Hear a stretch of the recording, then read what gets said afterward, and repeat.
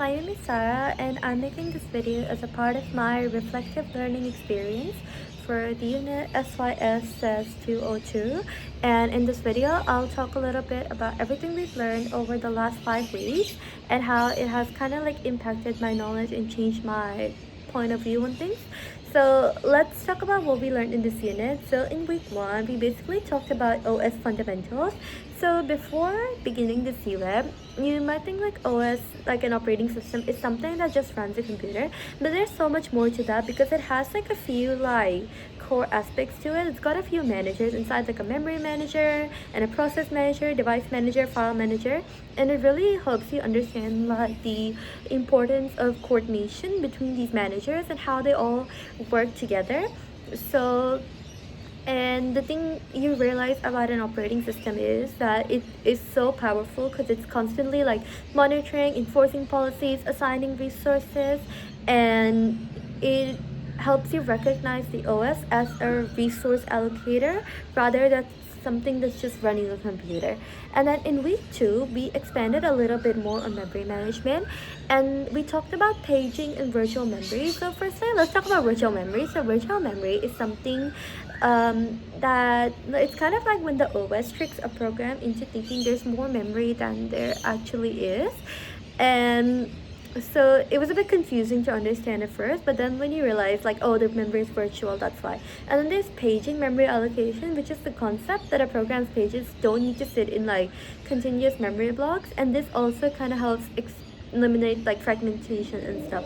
We also talked about like cache memory and how this the OS uses cache to like fetch data faster and improve response times as a result. And then in week 3, so as you can see, we're going through all the processes, like process managers kinda, because in this one we're gonna talk about like processor management. So in this week, we identified the difference between like a process and a program. So a program is just an inactive file, but a process is like a running like program that is actually using resources. And then in our tutorial, we did like process allocation, in which we had to assign like times and stuff and manage like interrupts, which is like kind of like pauses in between processes. And how this was really fun to do. It really helps you understand like the concept of multitasking between processes and why like and how powerful like the CPU is, right? Even though like a CPU can only run one thing at a time, it manages everything like quite well. And then so in week 4, we talked about deadlock. So there's this very good analogy in the lecture slides that helps explain what deadlock really is. So deadlock is when two people might meet on a staircase, but neither of them are refusing to go down, okay? And there's another thing called live log, and live log is where both parties like kind of mirror each other's movements without making any real progress. And there's also starvation, where a process just never gets the resources it needs. So I feel like this really mirrors like real life analogies as well, and it's like more than just like OS stuff, like it really reflects in real life as well. And you also learn about the spectrum of synchronized failures rather than having just like isolated concepts of things, right? So and then we also learned about directed graphs as a tool for modeling deadlocks and how like critical regions can be like a way to prevent them to control access. So yeah, this was a really like interesting week. And finally in week 5, we'll talk about like how the OS really manages like physical memory. There's like 3 classifications of devices, like dedicated devices, shared ones, and virtual ones. And a dedicated device, like that's kind of like a printer. It has like one job at a time.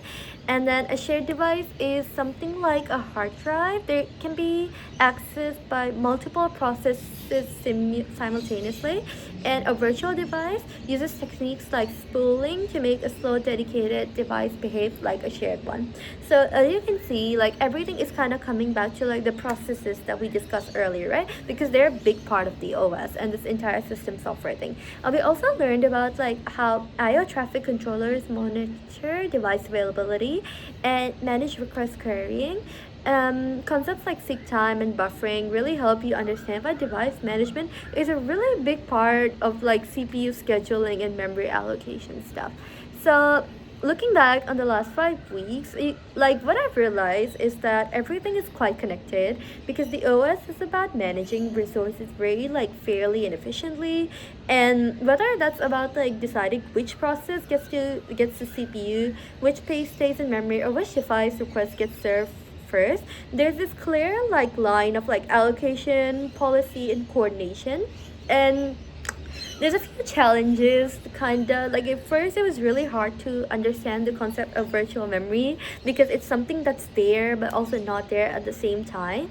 But it's been really interesting because really helps you like understand how like the devices that we use every day work, right?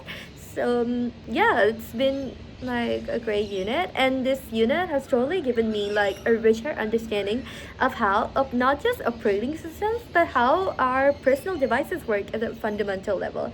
And I feel like this kind of knowledge is very relevant to our studies right now, especially as someone who's majoring in cybersecurity. Obviously, like you need to know the device before you try to protect it, right? But yeah, that was my reflective learning assessment. Thank you so much. Bye bye.